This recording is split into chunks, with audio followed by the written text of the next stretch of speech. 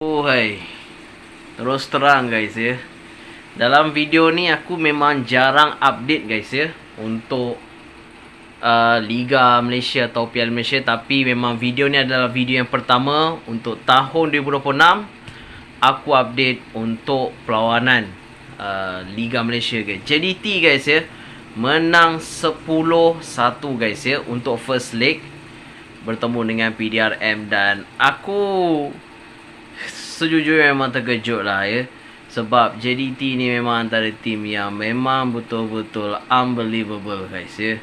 10-1 diorang menang guys ya. Aku rasa lah PDRM akan buat banyak roblox lepas ni dekat Johor. Korang tengok lah JDT menang macam mana. Teto Martin jaringkan banyak gol dalam perlawanan ni. Dan terus terang guys ya, aku dalam keadaan yang agak macam ni kan, update ni. Sorry guys ya, walaupun update aku ni tak berapa nak bagus sangat, tapi aku just posting yang mana aku boleh mampu. Tapi yalah, aku harap dengan video ni aku lebih banyak lagi update lah, untuk banyak lagi untuk kelab-kelab kat Malaysia kalau korang nak. Okay, sebenarnya ni channel santai je, tapi huish, 10-1 man. Tadi pun aku tengok game Penang petang, dia sama game Penang.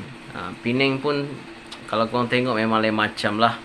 Dan yap, aku tak tahu nak cakap apa lah. Memang JDT is JDT lah kan, menang 10-1 pula tu kan. Nanti aku akan buat video reaction lah. Kalau korang nak, aku akan buat video reaction untuk dalam perlawanan ni lah, kalau korang nak. Okay, aku akan buat video reaction, kasih tengok semua untuk korang semua puas. Okay, itu sajalah video kita kali ni. Aku tak nak siang banyak, tapi asalkan aku dapat post video kat YouTube. Okay, Assalamualaikum.